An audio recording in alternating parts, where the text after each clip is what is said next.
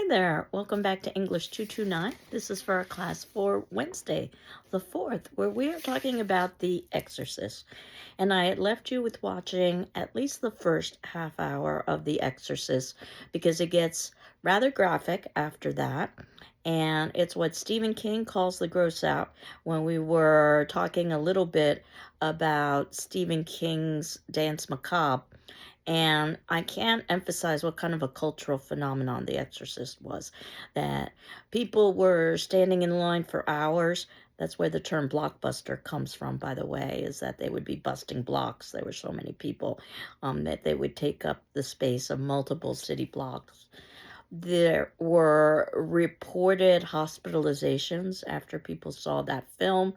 There was lots of media attention about the film. Arrests were made because of the film. Supposedly, one man attacked the screen with a knife to try to kill the demon. If you know anything about the 1970s, it was a time of some pretty open drug use, and I suspect that many of the audience members actually attended when they were under the influence, which might have made the movie seem much worse. The movie also uses techniques to disturb and disorient the reader, or I should say the viewer.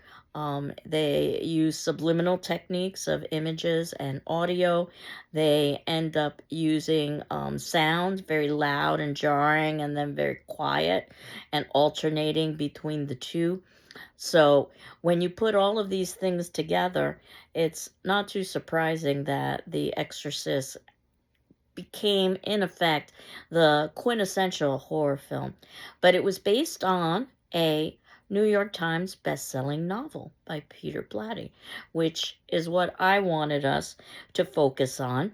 And if you saw the film in its entirety, then you'll know that, as many films do, some liberties were taken, and more than anything else, because the author worked with the director, it was about cuts in terms of shortening the length of the film. And it's already a pretty long film. There were two versions of the film that came out. One was slightly shorter, and then with the director's cut, it was entitled The Version You've Never Seen Before, which is, I think, a very poor title, because once you've seen the director's cut, obviously you've seen it. And they reinstated some of those pieces that were cut, mostly because of time. For instance, the pivotal scene where Karras and Dr. Marin are speaking about the reason for possession, where, according to Marin, that the reason for possession is not necessarily to torment the possessed, but it's to torment the individuals who surround the possessed. And that's something that the book talks a little bit more about. And there were other scenes that were cut because they were thought to be too graphic, for instance. So I was able to find a free link, and I believe the free link I was able to find was the director's cut. So you probably saw the famous or infamous spider walk scene where Regan MacNeil, the possessed girl, is walking on all fours backwards down a staircase. And while that scene is disturbing, it's not nearly as disturbing as some of the other scenes that were left within the film. So I never quite understood that. Yeah, and this film does break a lot of taboos, and certainly religious taboos. And that might be another reason why it had such a visceral effect on audiences, is because they were confronting their spirituality or lack of spirituality in a time when religion was much more prominent and dominant in people's lives. The Catholic Church actually embraced that film, saying that it helped church attendance and that it helped to reinforce the idea of good and evil. And the novel, William Peter Blatty's novel, is, one of the reviewers calls it a supernatural mystery story, and I think it very much is. What was perhaps interesting about what the film was able to do, it was the first horror film nominated for Best Picture. You know that oftentimes horror films, and I teach a class in horror films where we talk about this more in depth, that horror films oftentimes are seen as less complex or having less depth. And while certainly I don't think that The Exorcist has, either the film or the novel, the depth of some of the other pieces that we've read. I've always said that both the film and the novel are misread because people focus on the possessed girl, and how could they not? Because it really does, or she really does, break a lot of the taboos in place in our society about sexuality and about religion and about deportment, particularly for young female. Um, that said, I think that this story is not about Regan MacNeil. Look at the title. It's about the exorcist. And we have two exorcists here. One is Damien Karras, and the other is Father Merrin and Marin Lancaster. And I would argue that they are haunted by their own demons, or, if you will, their own ghosts. And of course, that gets us back to the Emily Dickinson quote that one need not be a chamber to be haunted.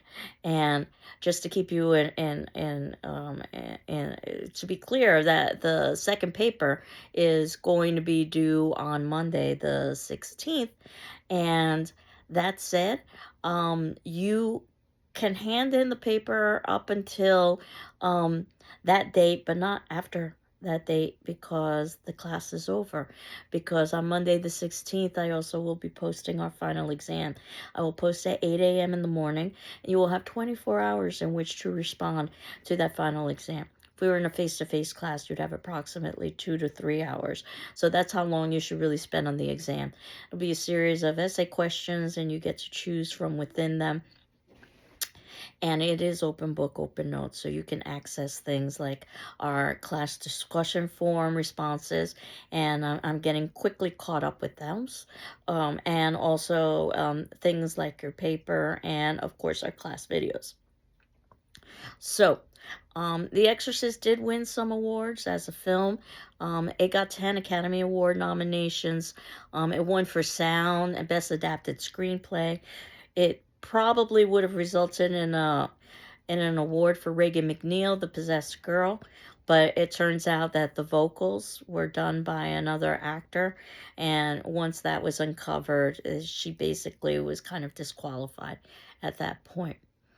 And the novel really does focus on the idea of human evil in a way that perhaps isn't necessarily as obvious in the film. And our opening quotes are about biblical evil, but also human evil and the evil that we are capable on imposing on one another. And I would argue that one of the true evils is the disparity of wealth in this story, where you've got the MacNeils, who obviously have all kinds of privilege, and then of course you have the Karrases, who are living in poverty situations.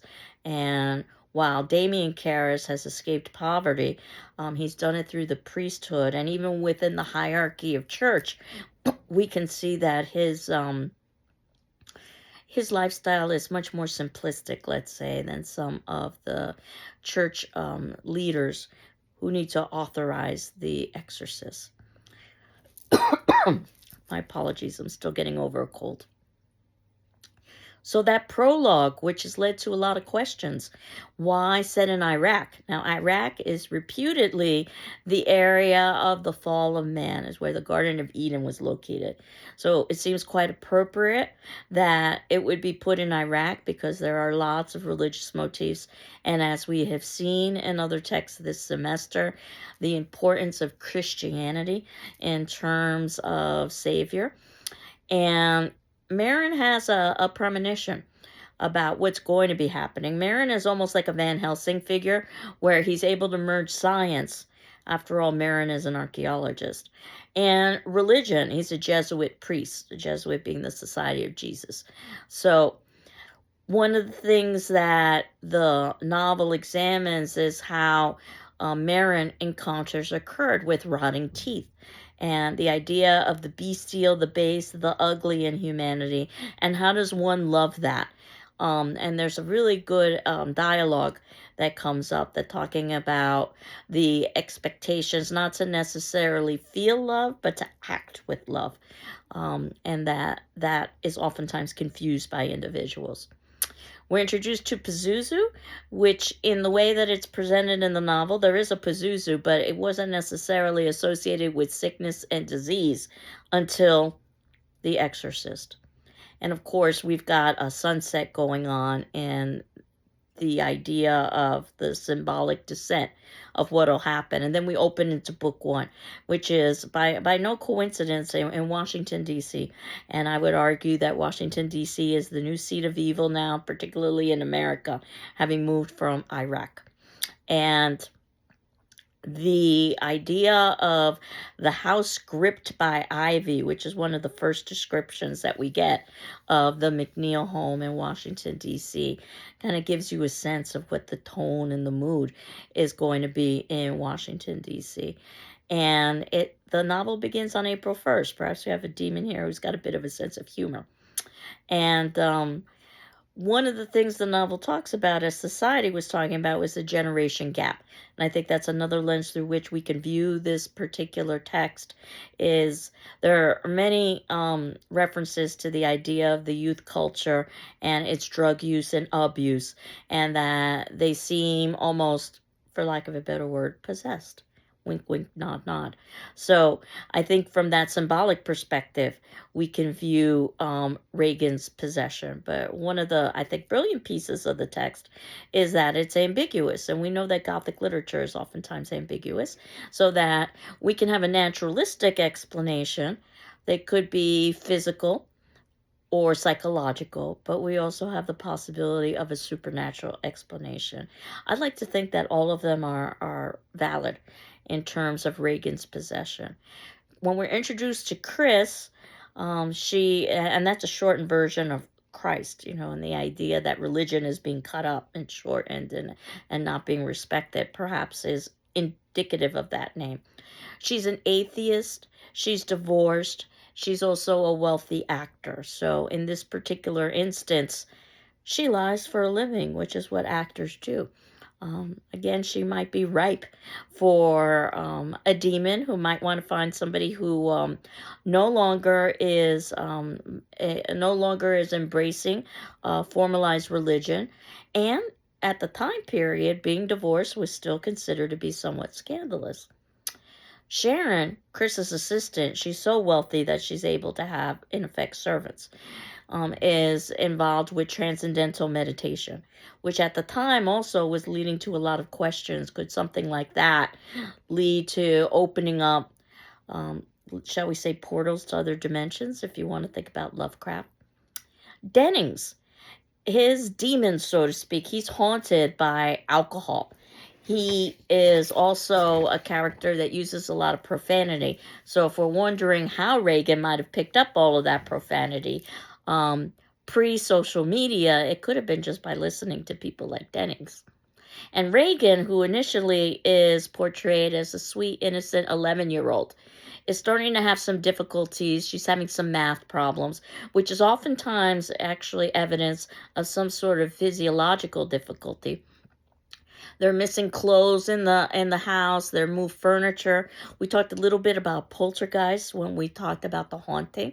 So the idea that poltergeists oftentimes target adolescent or pre-adolescent females. So Regan fits the profile, so to speak. She's got an imaginary friend, which might seem to be a little infantile at her age, Captain Howdy. We find out later that her father, her absent father from the divorce, is named Howard. So perhaps this is, again, some sort of psychological personification. When we're introduced to Karras in the second chapter, we're told that in his previous life, before becoming a priest, he was a boxer. In other words, he's used to fighting. And is he going to have the fight of his life when he has to confront the demon, or at the very least, what appears to be a demon? He has lost his faith, and this is perhaps an even bigger fall than Chris McNeil, who's an atheist, to have a priest who's lost his faith. And it just so happens that Karras is in close proximity physically to the McNeil household because Karras is housed at Georgetown University, one of the great Ivy Leagues of the United States. So a lot of privilege there, but he lives in very Spartan kind of conditions because that's what's expected from his Catholic faith, at least for a lower level priest. And we find out about Karras's mother, whom he escaped from. She's lonely and poor. She lived in the Bronx. I can tell you I was born and raised in the Bronx, and it is definitely a challenging area, especially in the 1970s, which is when the text and the film was set. And we see how ultimately Karras has had to sacrifice the well-being of his family, his mother, in order for him to pursue his dreams, which was to be a priest, but also an academic, because he is now a psychiatrist, and the priesthood put him through school. The day after Reagan's 12th birthday, this is chapter 3. So this puts her in that period of adolescence, or at least pre-adolescence. All kinds of personality changes, lying, and insomnia. And of course, some readers and viewers of the film have said that perhaps the most jarring scenes aren't necessarily the ones of the taboos that are discussed and examined, but perhaps it's the medical scenes and how barbaric some of those practices seem to be, though they would have been cutting edge at the time, which makes you wonder how modern day medicine might be viewed in another 40 years or so.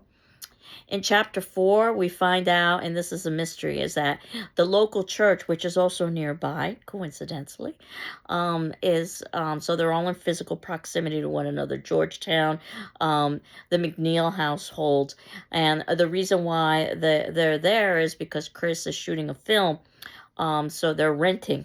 And even though they're surrounded by a city, they're pretty isolated. You might have noticed that Reagan doesn't really have any friends who are not adults, and the adults are more caretakers than anything else.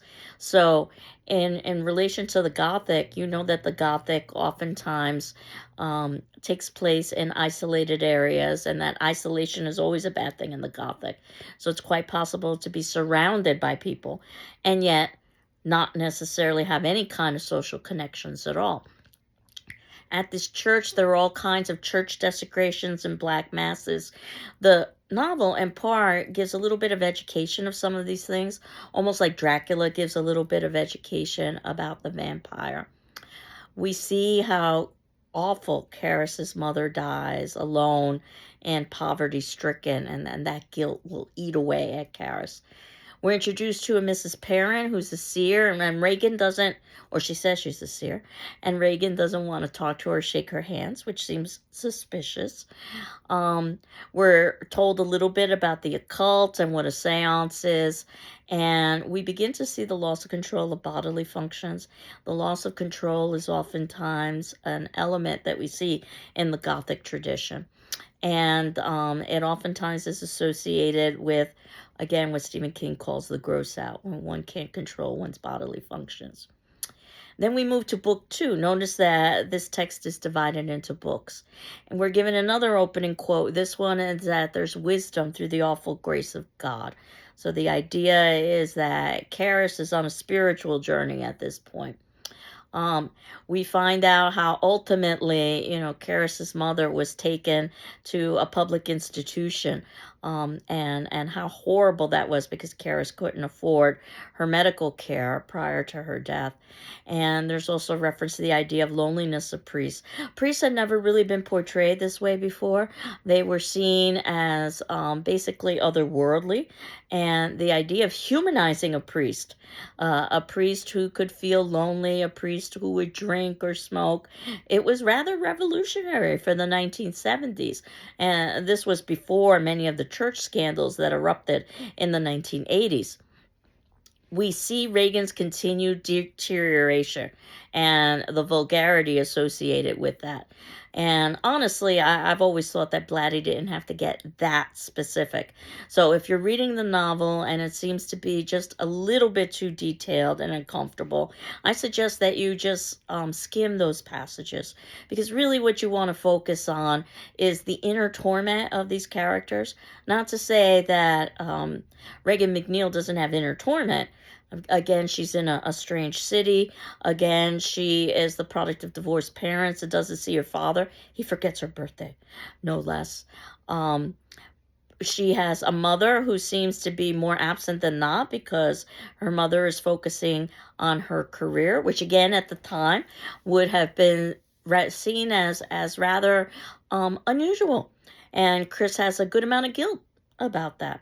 And even today in 2024, parents will oftentimes have guilt about focusing on work and not necessarily having the ability to focus on child rearing instead. There's a book on devil worship that Mrs. Perrin brings that disappears. So, in theory, this could be a supernatural event, or it could be Regan McNeil who took the book and read it and educated herself so that she could mimic, either consciously or subconsciously, the symptoms of possession. Regan does things like speak backwards, which one of the signs of possession is speaking in another language. So speaking backwards is sort of speaking in another language, but not quite. Notice the ambiguity here. Um, Body contortions, animal noises to reference the bestial, lots of sexual references that would have been very uncomfortable to see a female child in particular engaged in. And Burke is killed. And those very iconic steps that actually you can visit in Georgetown. And those steps do indeed exist, and they have a little plaque now about this is where The Exorcist was filmed, in that very iconic scene where Burke and ultimately Damien Karras will be killed. Regan is hypnotized, and supposedly the demon says that they hate her and they want to punish her. Or, of course, if this is a psychological ailment, does she hate herself and want to punish herself? We're introduced to a homicide detective at this point. It is a supernatural mystery story. William Kinderman. Note the last name, a kind man or a kinder man. And he is kind. And in the end, he doesn't necessarily pursue the idea that Regan might in one way or another be responsible for Burke's murder and also for Damien's death. He laments the idea of the youth culture engaged in LSD and other mind-altering substances, that, again, they act as if they're possessed and that parents can't understand them. It's no mistake that at the beginning Chris is filming and it happens to be a scene of a campus protest, because those were really widely occurring during that time period. Remember, Vietnam was going on during that time. And again, the generational gap between the youth and the elders of society. And it's probably timeless, a generation gap, but particularly in this time period, late 60s, early 70s, had lots of turmoil, political, social, and turmoil in particular. Chris loses a movie contract. Turns out that she needs more money than she thought she did. And the movie's called Hope. This is not so thinly veiled reference to the idea that Chris is losing hope, society is losing hope. It seems as if society itself has lost its way. And we're introduced to her servant, Carl Engstrom. This is something that we don't see in the film. We learn about how he's an ex-felon for drug theft.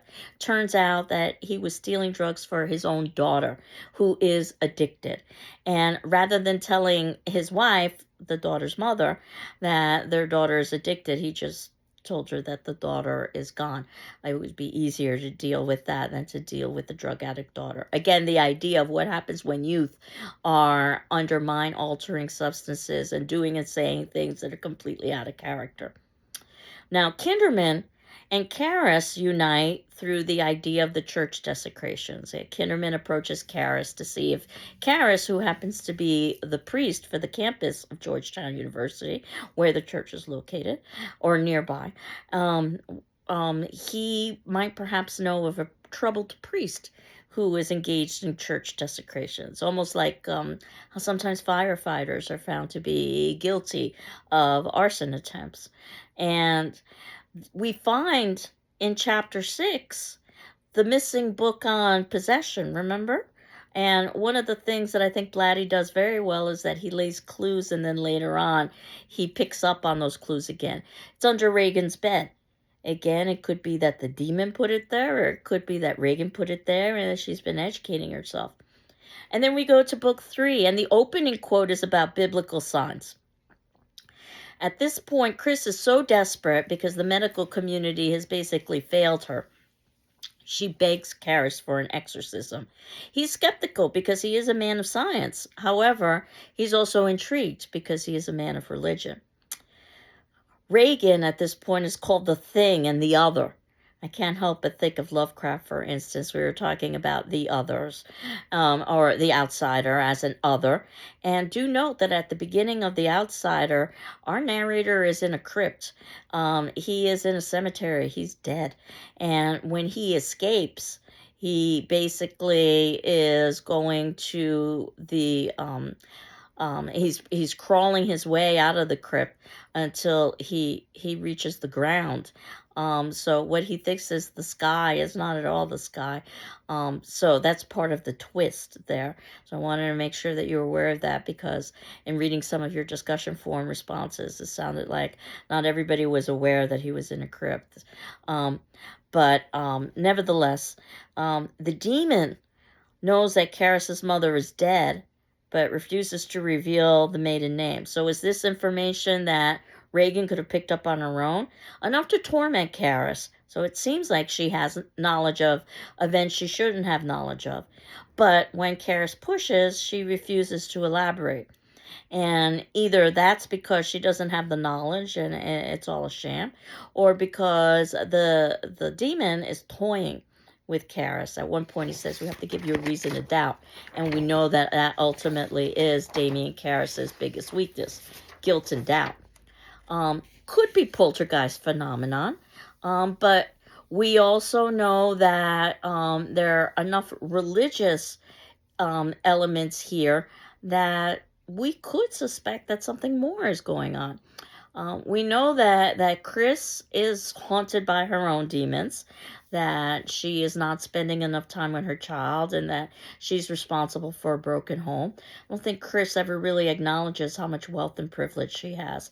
And again, I would say that that's one of the major evils that are examined in this book, how some people could have so much and other people, like Karras's mother, have so little. And we know that certainly Damien Karras is haunted and in pain, not only from the fact that he's lost his faith, but also because of his mother. And now, whether the events are truly supernatural, Karras is beginning to have some faith return.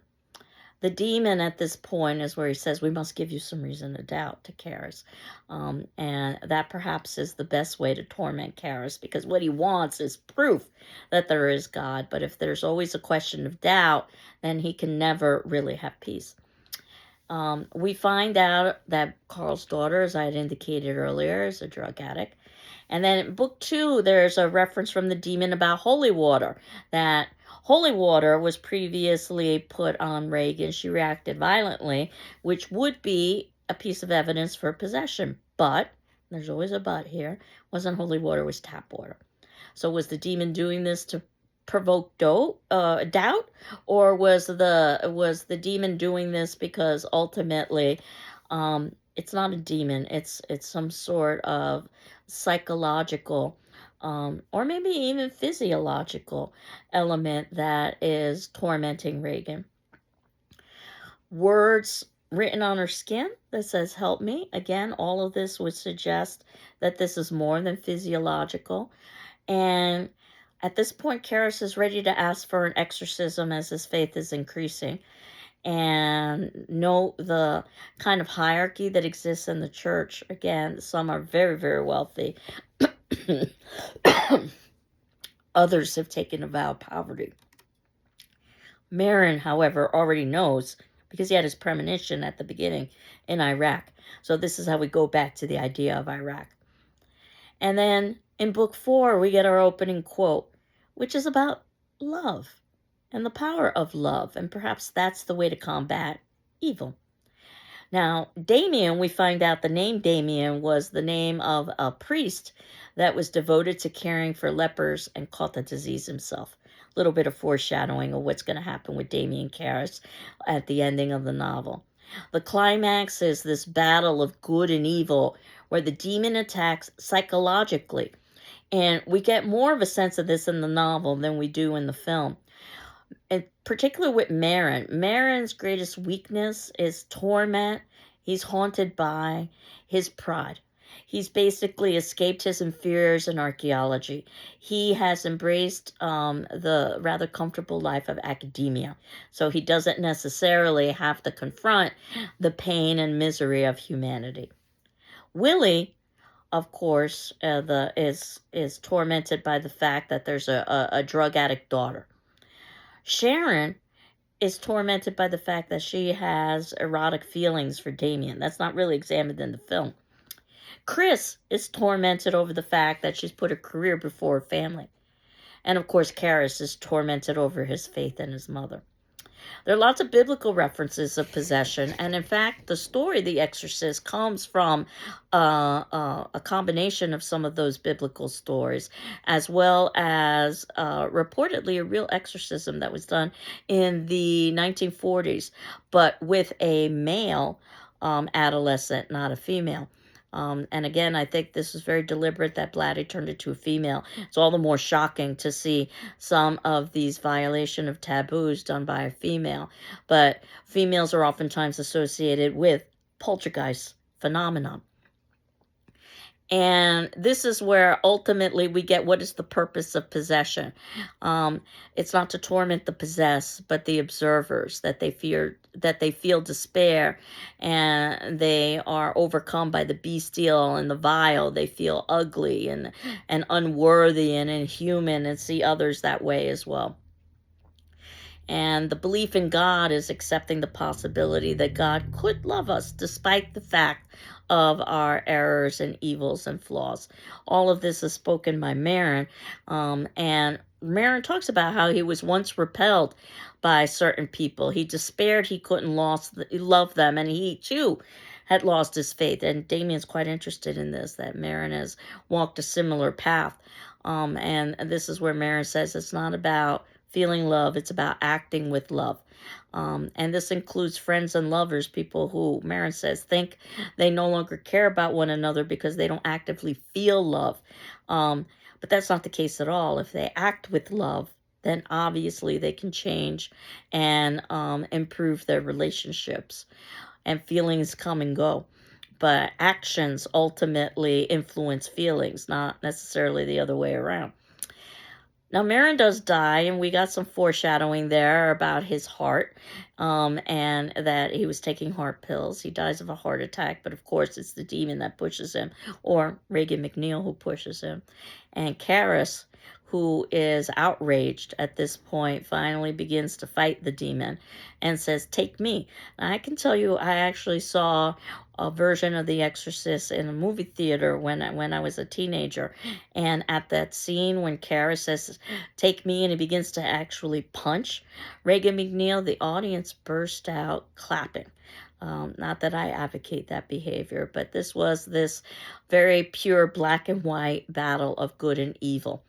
And Karras would appear as briefly possessed and decides to commit suicide rather than ultimately deal with the consequences of letting evil live within him. Note the pedestrians after he falls, that they ignore him, they're indifferent, they assume he's a drunk. Talk about the evil that exists in society, that not anyone seems to be concerned about helping their fellow man. Damien is able to give a last confession to his friend, who's also a priest, and we're told that there's a peaceful, joyful look in Damien Karras's eyes, and one suspects that that is the proof that God does exist and that Damien is going to the afterlife.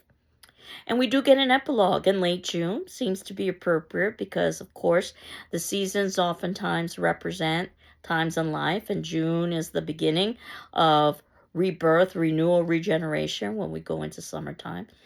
Chris says she believes in the devil because he keeps advertising. She doesn't necessarily believe in God. Maybe that's the whole point of the novel, is whether there's a God or not is irrelevant. There is evil, and we have to keep it at bay.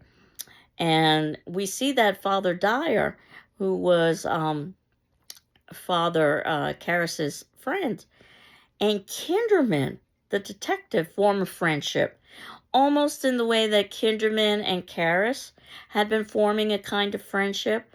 In other words, community. And we know this, that in the world of the Gothic, that the salvation is always in finding communal connection with individuals rather than being isolated and alone. So I'm not necessarily done with The Exorcist. We have more to talk about perhaps next class, or at least in terms of trying to finish up The Exorcist and getting prepared for our very last reading, which is going to be revisiting Stephen King. If you remember, we began with Stephen King, and we will end with Stephen King. Some of his short stories, not his novels. I understand we don't have the time for that.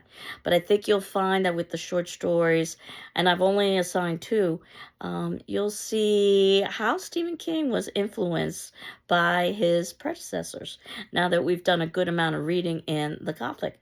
But I definitely wanted to try to get through as much of The Exorcist as I could, because I realized some of you might be wanting to write a paper about The Exorcist, which is not to say that you couldn't write a paper about Stephen King, but my suspicion is that you would probably want to write about one of the novels or Lovecraft, because those 2 stories by Stephen King, well, certainly they're interesting. They serve as kind of a way of closing up the semester. So I don't dissuade you from writing about them, but I don't know if there's going to be enough there for you to devote an academic analysis. You'd have to figure out how to go about doing that. But regardless, our attendance question, which would be due Friday the 6th, and by this point, you're well aware you don't have to respond unless you're moved to respond to your peers, that is. But you do need to read your peers' responses and my responses in turn. And the question is do you think Regan was possessed? And why or why not? Again, a question that doesn't necessarily have a definitive answer, but be curious to see what pieces of evidence you decide to highlight. So I hope you're doing well. I'm doing well. Next class, we'll put some closure onto The Exorcist. We'll talk perhaps a little bit about Stephen King, and we'll talk some more about paper number 2. Take care. Bye-bye.